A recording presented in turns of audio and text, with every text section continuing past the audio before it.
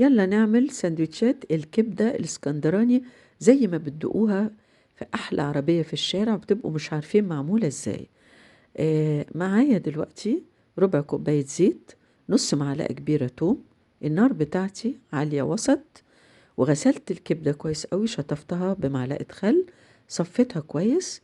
لما التوم بتاعي بيصفر ببتدي انزل بالتدريج بالكبدة. شايفين يا جماعة؟ بنزل معلقة معلقة كبدة.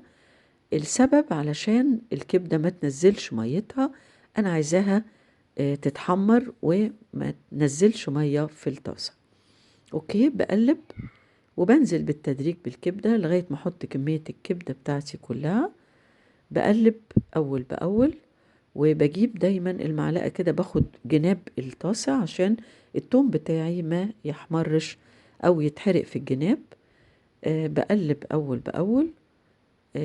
كده التوم بيتشرب بالكبدة لغاية ما وصلت للتحمير اللي أنا عايزاه. بنزل بقرن فلفل. وللمعلومات، قرن الفلفل وهو مقفول بيدي نكهة، بس مش بيبقى بيخليها حراقة. اللي عايزها تبقى سبايسي حراقة بيفتح 2 قرن أو قرن حسب الرغبة. بقلب الكبدة. تعالوا بقى بينا نبتدي ننزل بنص معلقة التوم التانية الكبيرة. بقلب حلو قوي لغاية ما برضو التومة دي بتاعتي كده تاخد اللون الأصفر الغامق. وببتدي أنزل بالتوابل بتاعتي. معلقة فلفل، معلقة كزبرة ناشفة، معلقة كركم، معلقة ملح، كله معالق صغيرة، نص معلقة جوز الطيب، نص معلقة قرفة، وطبعا معلقة صغيرة كمون. بقلب حلو، وبكون مجهزة على جنب ربع كوباية خل بحطها. بسمع كده الطشة بتاعتها بريحة التوم تجنن، بتخلي الكبدة بتاعتي جوسي. ومعايا ليمونتين بعصرهم برضو. لازم يا جماعة الكبدة تبقى فيها مزازة حلوة، وفي نفس الوقت بتودي أي زفارة. الكبدة كده بتاعتي تقريبا جهزت. بهدي عليها النار 10 دقايق، وبعد كده بطفي النار.